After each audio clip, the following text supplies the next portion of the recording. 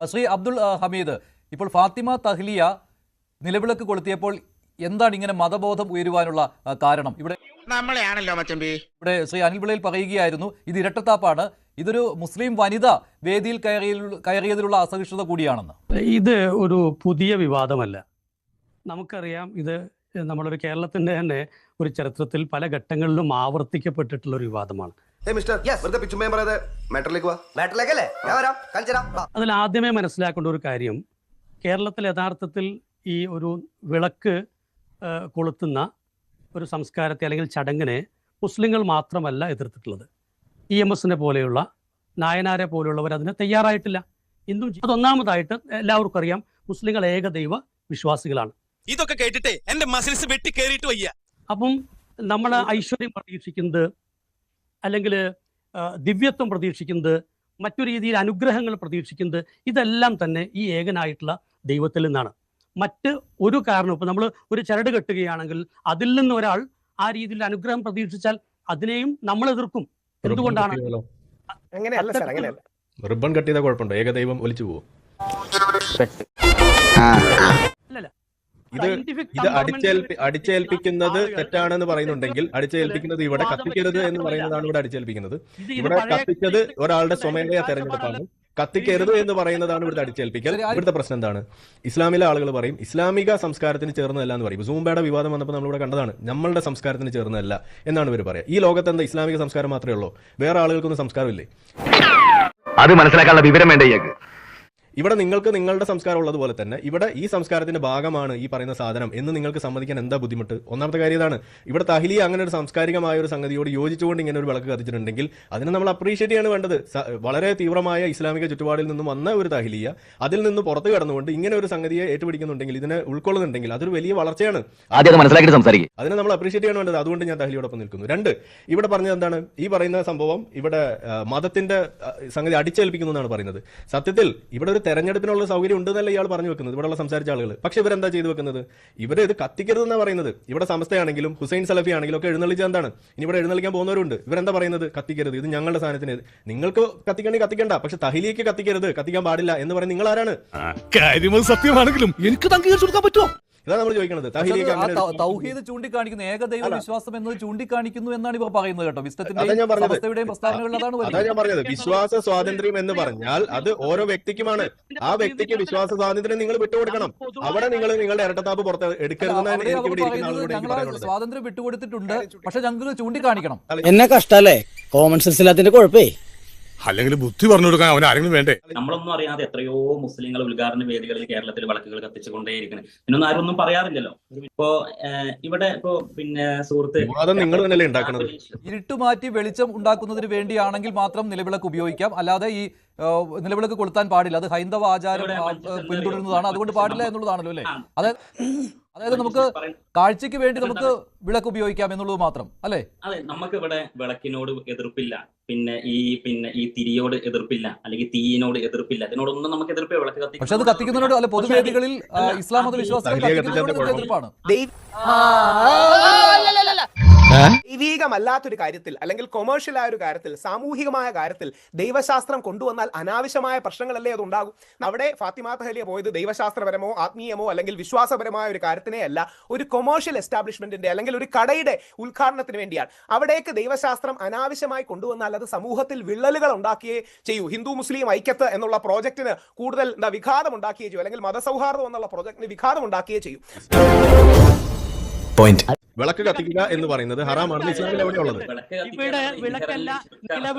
അതെങ്ങനെ ശുരുക്കാവുക? അപ്പൊ പള്ളികളിൽ വിളക്ക് കത്തിക്കാറില്ലേ? വിളക്ക് കത്തിക്കാറില്ലേ? പള്ളിയിൽ വിളക്ക് കത്തിക്കാറില്ലേ? പള്ളിയിൽ വിളക്ക് കത്തിക്കാറില്ലേ? വെറുതെ അല്ലോ തന്നെ പരദൂഷണം വറിയതെന്ന് വിളിക്കുന്നു. ഇല്ലേ? അപ്പൊ പിന്നെ എങ്ങനെ ഇൻഹറന്റ്ലി ഹറാമാണെങ്കിൽ ഇൻഹറന്റ്ലി എങ്ങനെ ഹറാമാവും? വിളക്ക് കത്തിക്കൽ ഇൻഹറന്റ്ലി ഹറാമാണോ? അല്ല, ഇവിടെ ആരാധനയുടെ ഭാഗമല്ലല്ലോ, അതാണല്ലോ സംശയം. സിമ്പിൾ ആയിട്ട് ചോദിച്ചു കഴിഞ്ഞാൽ ആരാധനയുടെ ഭാഗമല്ലല്ലോ ശ്രീ ഹമീദ്. വിളക്ക് കത്തിക്കൽ ഈ വിളക്ക് കൊളുത്തുന്നതുമായി ബന്ധപ്പെട്ട് മതപരമായി എന്തെങ്കിലും ഉണ്ടോ എന്ന് നമുക്ക് കണ്ടെത്താൻ പറ്റും. ഇവിടെ അമീർ ആണെങ്കിൽ ഇവിടെ പറയുന്നത് കേട്ടു. അതായത് വിവാദം ഉണ്ടായി കഴിയുമ്പോൾ ആരാണ് ഈ വിവാദം ഉണ്ടാക്കുന്നത്? നിങ്ങൾ തന്നെയല്ലേ ഉണ്ടാക്കുന്നത്. ഇവിടെ ഈ പറയുന്ന സാധനം വിവാദം ഉണ്ടാക്കിയത് ഇവിടുത്തെ ഏതെങ്കിലും ഹൈന്ദവ സംഘടനയാണോ? ഏതെങ്കിലും ക്രൈസ്തവ സംഘടനയാണോ, മാധ്യമങ്ങളാണോ ഇവിടുത്തെ വിവാദം ഉണ്ടാക്കിയതല്ല. ഇവിടെ ഹുസൈൻ സലഫി വന്ന് പറയുന്നു, സമസ്തയുടെ നേതാവ് വന്ന് പറയുന്നു, ഇപ്പൊ നിങ്ങളും വന്നിരുന്ന് കുത്തിരുന്ന് പറയുന്നു ഇതേ സാധനം തന്നെ. നിങ്ങളല്ലേ വിവാദം ഉണ്ടാക്കുന്നത്? എന്ന് വെച്ചാ വളരെ മോശം. വിവാദം ഉണ്ടാക്കിയിട്ട് നിങ്ങൾ അതിന് നമ്മൾ മറുപടി പറയുമ്പോൾ അബ്ദുൾ റബ്ബ് കത്തിക്കാതിരുന്ന എന്തിനാണ്? അത് സാധാരണ സ്വാഭാവികമായിട്ടും ആളുകൾ അവിടെ നിന്ന്, ഞാൻ മതപരമായിട്ട് അത് ചെയ്യുന്നില്ല, നിങ്ങൾ ഈ പറയുന്ന മുസ്ലിങ്ങൾ സ്വയം നടത്തിവെക്കുന്ന ഈ അപരവൽക്കരണം അത് നാട്ടുകാർ ചൂണ്ടിക്കാണിക്കും. ഇനി നിങ്ങൾ അങ്ങനെ സ്വയം അപരവൽക്കരിക്കുന്നുണ്ടെങ്കിൽ ഞങ്ങളെ അപരവൽക്കരിക്കുന്ന സംഘികൾ ഞങ്ങളെ വേട്ടയാടുന്നതെന്ന് പറഞ്ഞിട്ടുള്ള നിലവിളി ആദ്യം നിർത്താൻ പഠിക്കണം. ഇത് രണ്ടും കൂടി നിങ്ങൾക്ക് ഈ എന്താ പറയാ തവിട് തിന്നേയും ഓടക്കുള്ളൂ, ഇത് രണ്ടും കൂടി നടക്കില്ല. ഒന്നുകിൽ നിങ്ങൾ ഈ അപരവൽക്കരണം സ്വയം നടത്തുന്നത് നിർത്തുക. പൊതുസമൂഹം ചെയ്തു പോരുന്ന സാംസ്കാരികമായ സംഗതികളെ, അതിപ്പോ മുസ്ലിങ്ങളുടെ സാംസ്കാരികമായ സംഗതികളെ മറ്റുള്ളവർ എങ്ങനെയാണോ ഏറ്റെടുക്കുന്നത്, അത് കാണുമ്പോൾ നിങ്ങൾ എങ്ങനെയാണോ അവരെ സ്വീകരിക്കുന്നത്. ഇപ്പോൾ ഒരാൾ ഒരു മുസ്ലിം നോമ്പെടുക്കുന്ന പോലെ ഒരു അമുസ്ലിം വന്ന് നോമ്പെടുത്താൽ നിങ്ങൾ ആഘോഷമല്ലേ? നിങ്ങൾ ഇവിടെ എന്തെല്ലാം കാട്ടിക്കൂട്ടും. ആരെങ്കിലും ഒരാൾ നബിദിനത്തിന് ഒരു നോട്ടുമാല ഇട്ടു, അല്ലെങ്കിൽ ആരെങ്കിലും ഒരാൾ ഒരു ഗ്ലാസ് നാരങ്ങ വെള്ളം തന്നാൽ നിങ്ങളുടെ നാട് മുഴുവൻ കൊട്ടിഘോഷിക്കുമല്ലോ. തിരിച്ചങ്ങനെ ചെയ്തു കഴിഞ്ഞാൽ നിങ്ങൾ എന്താ പറയാറ്? നിങ്ങൾ അവിടെ ഹദീസാണ് നിങ്ങൾ അവിടെ ഇറക്കാറുള്ളത്. നിങ്ങൾ ഏതാണ് ഹദീസ് ഇറക്കാറുള്ളത്? അവിടെ നിങ്ങൾ മൻ തശബ്ബഹ ബിഖൗമിൻ ഫഹുവ മിൻഹും എന്ന് പറഞ്ഞിട്ട് നിങ്ങൾ തന്നെയല്ലേ ആളുകളെ കുത്തിത്തിരിപ്പുണ്ടാക്കുന്നത്. ആരെങ്കിലും മറ്റൊരു സമുദായത്തിന്റെ കാര്യങ്ങളെ ചെയ്താൽ നിങ്ങൾ അവരിൽപ്പെട്ടവരാണെന്ന് പറഞ്ഞിട്ട് ഓണത്തിനെ നിങ്ങൾ വിലക്കുന്നു, നിങ്ങൾ ക്രിസ്മസിനെ നിങ്ങൾ വിലക്കുന്നു, ഇപ്പൊ നിലവിളക്കിനെ വിലക്കുന്നു. അപ്പോൾ നിങ്ങളുടെ സംഗതികൾ ആരെങ്കിലും ഏറ്റെടുത്താൽ അത് നിങ്ങൾ ആഘോഷിക്കും. അത് ഭയങ്കര കൾച്ചറൽ എന്താണ് അമാൽഗമേഷൻ എന്നൊക്കെ പറഞ്ഞ് നിങ്ങൾ അതിനങ്ങോട്ട് വലിയ തോതിൽ പോരിഷ. തിരിച്ചാരെങ്കിലും അങ്ങനെ ചെയ്യുന്നത് കാണുമ്പോൾ ഒരു സമൂഹമായിട്ട് നിൽക്കുമ്പോൾ കൊടുത്തും കൊണ്ടുപോകാൻ നിൽക്കേണ്ടത് നിങ്ങൾക്ക് അറിയാഞ്ഞിട്ടാണോ?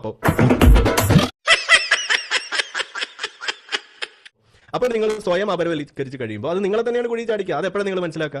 ഇവിടെ ഈ ചേരമാൻ പള്ളിയുടെ കാര്യം പറയുമ്പോൾ ഞാനതാ പറയുന്നത്, ചേരമാൻ പള്ളിയിൽ അവിടെ നടക്കുന്ന സംഗതികൾ, അല്ലെങ്കിൽ ഇതേപോലെ മക്ബറകളിൽ നടക്കുന്ന സംഗതികളെ അതിനെ ഷിർക്കെന്നും അത് ശരിയല്ല എന്നും ബിദ്അത്താണെന്നും പറഞ്ഞ് നടക്കുന്ന ടീമാണ് ഇവിടെ ഇരിക്കുന്നത്. ഇവർ അതിനോട് യോജിക്കുന്നുണ്ട്. പക്ഷെ അവർ സിബ് അടയ്ക്കുമ്പോൾ ജിന്ന് കൊടുങ്ങുന്നു പറയുന്ന ടീം കൂടിയാണ് കേട്ടോ ഈ അമീറൊക്കെ. അതുകൂടി നമ്മൾ സമ്മതിക്കണം. അബ്ദുള്ള അബ്ബാസിലെ പോലുള്ള ടീം അതൊക്കെ ഏറ്റുപിടിക്കും. അപ്പൊ അതൊക്കെ അവർക്ക് ഓക്കെയാണ്, ഭൂമി പറഞ്ഞതാണെന്നൊക്കെ അവർ സമ്മതിക്കും.